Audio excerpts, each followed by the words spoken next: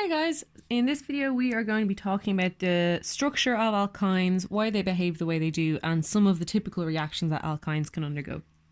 So just as a recap in terms of what its orbitals look like, so if you were to take this terminal alkyne, okay, so it's terminal because of the fact that there's a hydrogen at the end, okay, so the alternative is if you have an OR group on each side, this is referred to an internal alkyne, okay, so that terminology is just a bit important.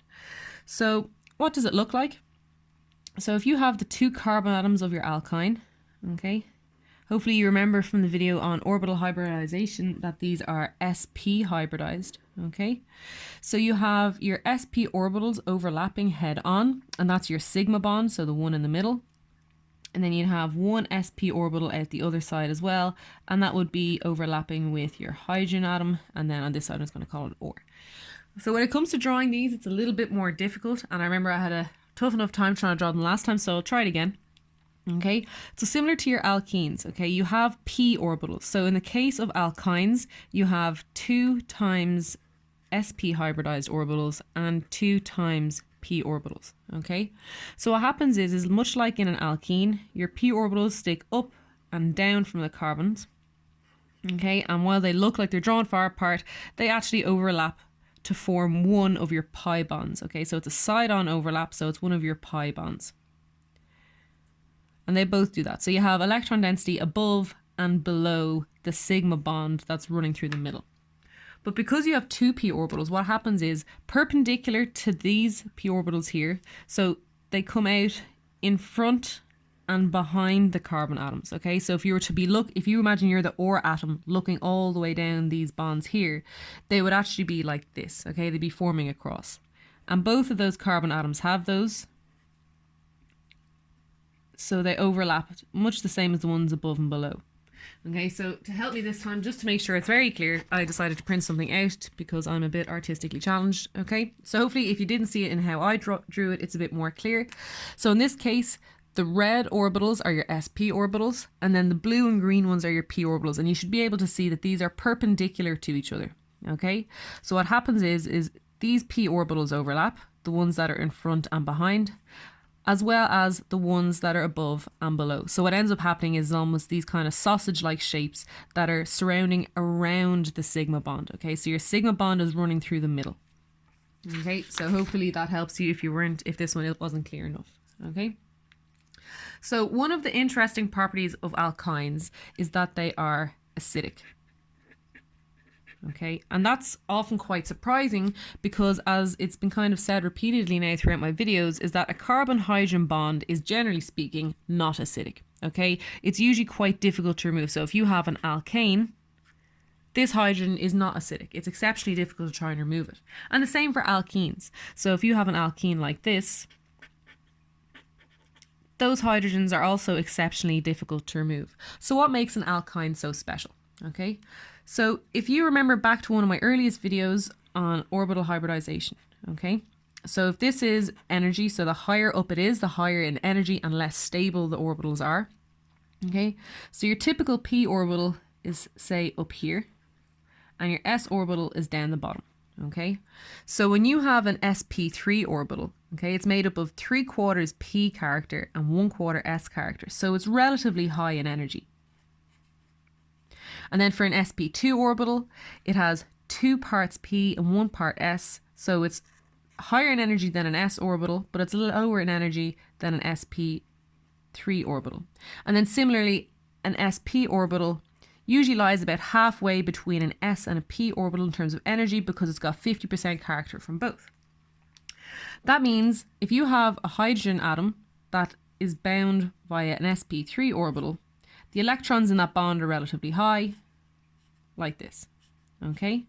But if you have a negative charge in an sp3 orbital, it's very, very high. So if you have, so we've got 3 OR groups of our alkane, so this is relatively high in energy, okay?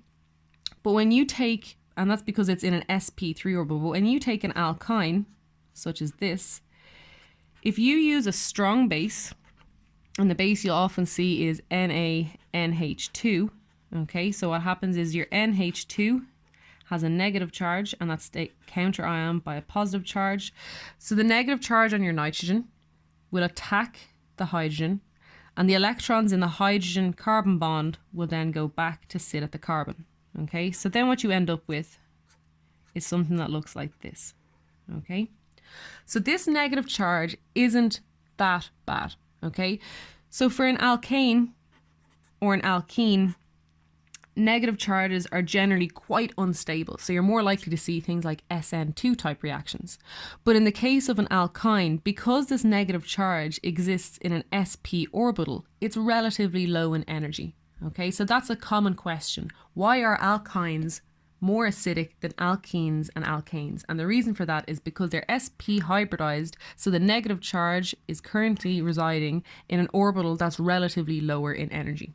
Okay, so that's really, really important you're able to understand that. So what that means is that it's very, very easy to do substitutions or a nucleophilic attack by alkynes. Okay, so if you take this OR minus group, anything that has a leaving group, you can have this attack. Okay, so if you take an alkyl bromide, okay, your negative charge will attack this carbon and your bromine will leave. So then you end up with so it's 1, 2, 3, 4 carbons. So 1, 2, 3, 4 carbons. And it's really important to count them because sometimes people can kind of get confused because the fact that the alkyne is straight, they often lose a carbon when drawing them. But basically anywhere you have a leaving group or you have some form of electrophile, your alkyne can attack that.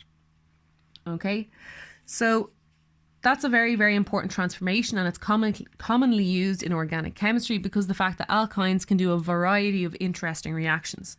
However, in terms of reactions that concern you guys, your nucleophilic attack is probably the most important one, but also how do you reduce alkynes? Okay, so a very important way to access alkenes is actually by preparing alkynes. Okay, because what you can do is, let's say you want to make this alkene here, okay, where OR and OR1 are different groups. Well, what you would do is you would start with your alkyne and then you would deprotonate it, and then you'd have, say, your OR2 group here, and you do a nucleophilic substitution with a bromine. Okay, so then you get this alkyne here, and then you can reduce it to make your alkene. So doing this can be a very effective way to prepare alkenes. So there's 3 main ways to reduce alkynes. So the first one that's of importance to you guys is hydrogen with Lindlar's catalyst. Okay. Now this is a special catalyst and it will always give you syn addition of hydrogen. Okay. So what I mean by syn addition is that the 2 hydrogens are added to the same side of the molecule. So this is a syn addition and you always get a cis alkene. Okay, so that's really important. Now this one I'm not sure if it's covered in the classes you're taking, but it's very important. If you know how to make a cis alkene, you should probably also know how to make a trans alkene. Okay, so if you take sodium and ammonia, you will similarly add hydrogen to your alkyne, except you'll add your hydrogens to the opposite sides of the molecule. Okay, so this is an anti-addition. Okay, and this gives you trans alkenes.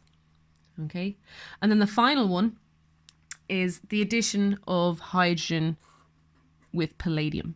Okay,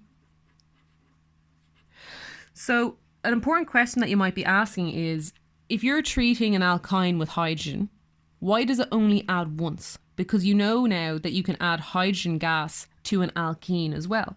So why doesn't it keep going down? Why don't you get the alkane?